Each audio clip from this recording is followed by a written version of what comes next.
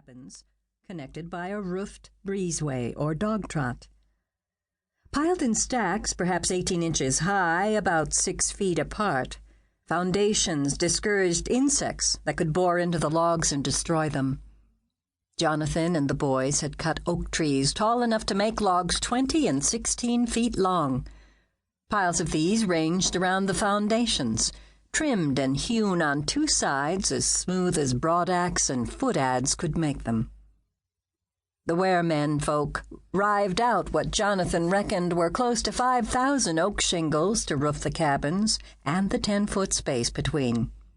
Everything was ready.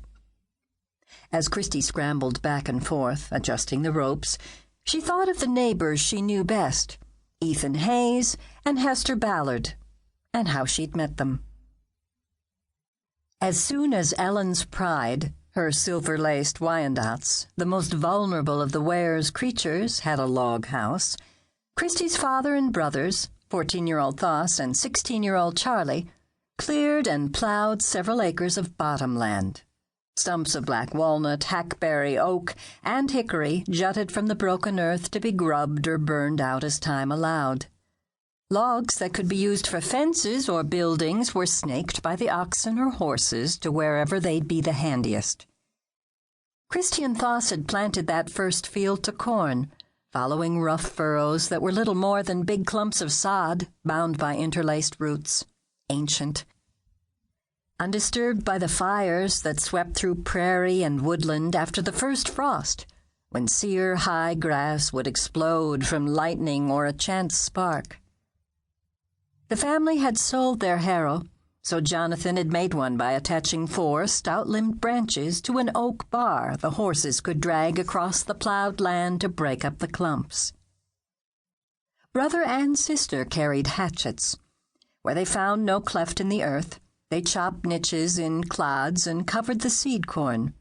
They also planted pumpkin seeds to be protected by the growing corn, and string beans to grow up along the stalk. In Illinois, Jonathan and the boys had done all the planting, but here, Christy had to help, and she was glad. Planting was much more to her taste than carding, spinning, and weaving. The earth smelled rich and moist, and where it was crumbly, felt good to her bare feet. And it was magic that seeds would grow into green, bladed corn taller than her head, leafy vines with plump orange globes, and other vines weighted with flavorful green beans.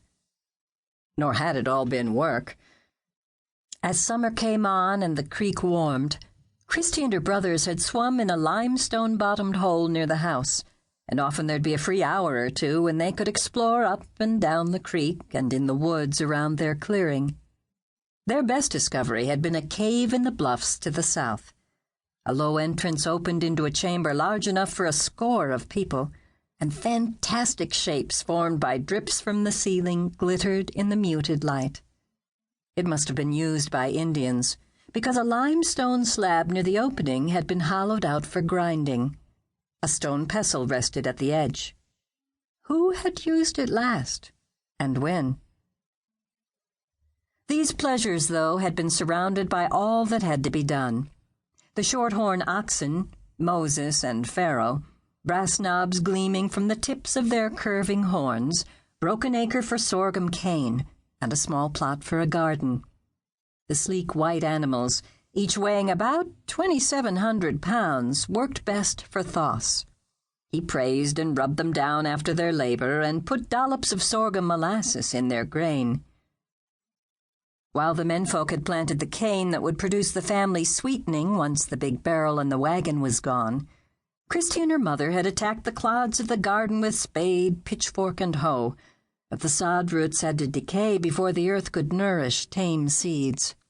Still, they had planted chunks of potato, each with 2 eyes, and were planting peas when a plump woman with light brown hair escaping her sunbonnet had jogged up on a little white mule with a couple of big sacks tied behind the saddle. "I'm Hester Ballard, and please don't Miss Ballard me." She had slid off the mule and given it a soft word and a pat. She had an open, kind face, eager and waiting, like a flower turned toward what the heavens